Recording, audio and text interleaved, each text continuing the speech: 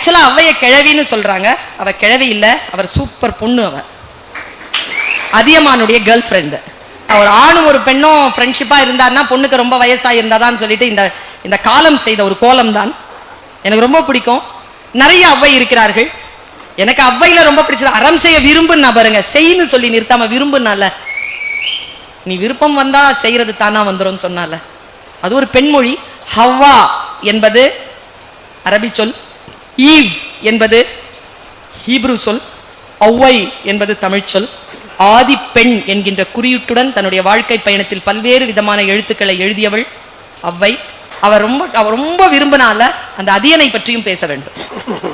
இந்த ரெண்டு பேருக்கும் நடுவில் இருந்த அந்த ரொம்ப ஃப்ரெஷ்ஷான அந்த ஃப்ரெண்ட்ஷிப் பத்தி பேசணும்னு நினைப்பேன்.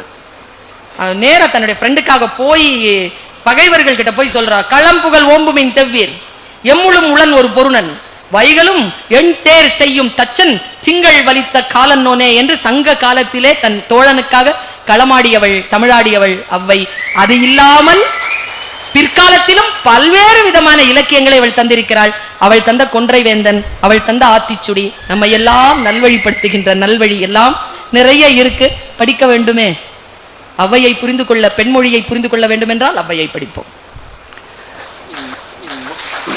அறிவுரை சொல்வதற்கு பெண்ணுக்கு வயதாக வேண்டும் என்கின்ற அவசியம் கிடையாது. முத்தம் என்றும் மோகம் என்றும் சத்தமிட்டு சத்தமிட்டு புத்தி கெட்டு போனதொரு காலம், இங்கு ரத்தமற்று போன பின்பு ஞானம். கண்ணதாசன் தான் எனக்கு கம்பனை அறிமுகப்படுத்துறான். காலம் எனும் ஆழியிலும் காற்று மழை ஊழியிலும் சாகாது கம்பன் அவன் பாட்டு, அவன் தலைமுறைக்கு எழுதி வைத்த சீட்டு, கள்ளிருக்கும் கூந்தலினால் உள்ளிருப்பாள் என்று சொல்லி பள்ளமிடும் ராகவனை நம்பு, அது பாடலல்ல உண்மை என்று நம்பு. சீதை நடையழகும் ஸ்ரீராமன் தோழழகும் போதை நிறைந்ததென்று சொல்லி என்னை போட்டான் மதுக்குடத்தில் அள்ளி. பாலி அப்படிங்கிறவர் அது ஒரு பினாமினா, அது இயற்கையின் ஒரு அற்புதமா தான் பார்ப்பேன். ஏன்னா நான் ஆணையிட்டால் அது நடந்து விட்டால் இந்த ஏழைகள் வேதனை படமாட்டார்னு எழுதினாரு. இந்த பக்கம் மின்வெட்டு நாளில் மின்சாரம் போல வந்தாயே வாவா என் வெளிச்சப்பூவே வா என்று கூட எழுதினார். அக்கினி குஞ்சொன்று கண்டேன் அதை ஆங்கோர் காட்டினில் பொந்திடை வைத்தேன், வெந்து தணிந்தது காடு தழல் வீரத்தில் குஞ்சென்று மூப்பென்றும் உண்டோ தத்தரிகிற தத்தரிகிற தத்தோ. இது மட்டும் இல்ல, பேசா பொருளை பேச நான் துணிந்தேன், கேட்கா வரத்தை கேட்க நான் துணிந்தேன். மண் மீது உள்ள மனிதர்கள், மக்கள், புல் பூண்டு பூச்சி இவையாவும் இன்புற்று இருக்க வானமண்டலத்தில் ஆகாச மண்டலத்தில் நின்று கொண்டு கேட்கிறேன், இவர்களெல்லாம் இன்புற்று இருப்பதற்கு அருள் செய்ய வேண்டும் தேவதேவா என்று கேட்ட அந்த மகாகவி அவன் என் ஞான தகப்பன். கந்தை அணிந்தோம் இரு கையினை விரித்தெங்கள் மெய்யினை போர்த்தோம், ஒந்தையிற் கூழை பலர் மொய்த்து குடித்து பசித்து கிடந்தோம், சண்டையில் மாடாய வீடின்றி சிந்தை மெலிந்தோம், எங்கள் செயல்களுக்கெல்லாம் செய் நன்றி இதுதானா. பாவேந்தர் பாரதிதாசன் தமிழ்நாட்டில் தமிழ் தெருக்களில் தமிழ்தான் இல்லை என்று ஏங்கியவர். சிந்துகின்ற செங்குருதி செந்தமிழுக்கு என்றால் இந்த செந்தமிழ்நாடே சிவப்பாகட்டும் என்று சொன்ன மொழிக்கு ஒரு கவிஞன் என்றால் அது பாவேந்தர் பாரதிதாசன் தான். அவருடைய கவிதைகளிலேயே என்னை புரட்டி போட்ட கவிதை ஆண்கள் கவனிக்க வேண்டும். ரொம்ப பிடித்தமான எனக்கு கவிதை. சக்தியே, பெண்களை பற்றி எழுதுகிறார். சக்தியே, நீ எனக்கு கண்களாக இருந்தாய், நான் உனக்கு கண்ணீராக இருந்தேன். நீ எனக்கு ஆடையாக இருந்தாய், நான் உனக்கு நிர்வாணமாக இருந்தேன். சக்தியே, காலை தூக்கி ஆடி ஜெயித்த வெட்கங்கெட்ட வரலாறு எங்களுடையது. வாழ்க்கை சதுரங்கத்தில் உன்னை வெட்டியபடி முன்னேறியவர்கள் நாங்கள். உனக்கு இலக்கணத்தை போதித்தோம், நாங்கள் வலுவமைதிகளாக நின்றோம். நீ உன்னை விற்றால் அது விபச்சாரம், நாங்கள் எங்களை விற்றால் அது திருமணம். காதல் என்பது உனக்கு விரிக்கும் வலை, தாலி கூட உனக்கு பூட்டும் விலங்கு.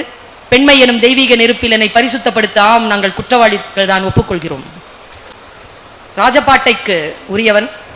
கால்களிலே முள் குத்த குத்த ரத்தம் கசிய கசிய புதுக்கவிதைக்கு என்று பாதை போட்டவன் நான் காமராசன் என்பார் வைரமுத்து. அவர் எழுதிய காகித பூக்களில் அவர் அந்த திருநங்கைகளை பற்றி எழுதியிருப்பார். தாய்ப்பெண்ணோ முல்லைப்பூ, தனி மலடி தாழம்பூ, வாய்ப்பந்தல் போடும் நாங்கள் காகித பூக்கள். வைரமுத்து மாபெரும் கவிஞன், கவிப்பேரரசு. அவருடைய கள்ளிக்காட்டு இதிகாசமும் கருவாச்சி காவியமும் நான் படித்து படித்து வியந்திருக்கிறேன். உள்ளம் கொதி கொதிக்கும் உலை கொதித்திடும் நீர்க்குமிழ் போல பனித்துளிதான் என்ன செய்யுமோ மூங்கில் காட்டில் தீ விழும் பொழுது மூங்கில் காடென்று ஆயினள் மாது. கண்ணாளனே எனது கண்ணை நேற்றோடு காணவில்லை என்ற பாட்டில் ஒரு வார்த்தை சொல்வார். இதைவிட பெண்ணினுடைய காதலை சொல்லிவிட முடியாது. உன்னை பார்த்து எந்தன் தாய்மொழி மறந்தேன். போராளே பொண்ணு தாயி புலபலவென்று கண்ணீர் விட்டு தண்ணீரும் சோறும் தந்த மண்ணை விட்டு. எனக்கு ரொம்ப நான் ஆடி போன வரி, பால் பீச்சும் மாட்டை விட்டு பஞ்சாரத்து கோழிய விட்டு போராள பொட்ட புள்ள ஊற விட்டு. இங்கதான் வந்து பெண்ணினுடைய மனம். மாட்டை பிரிஞ்சிடலாம், கண்ணு போட்ட மாட்டை பிரிய முடியாது. அதனால்தான் பால் பீச்சு மாறு. கோழியை பிரிஞ்சிடலாம், குஞ்சுகளோடு இருக்கக்கூடிய கோழியை பிரிய முடியாது. அதான் பஞ்சாரத்து கோழி. ரூமி மஸ்னவி எழுதியவர்.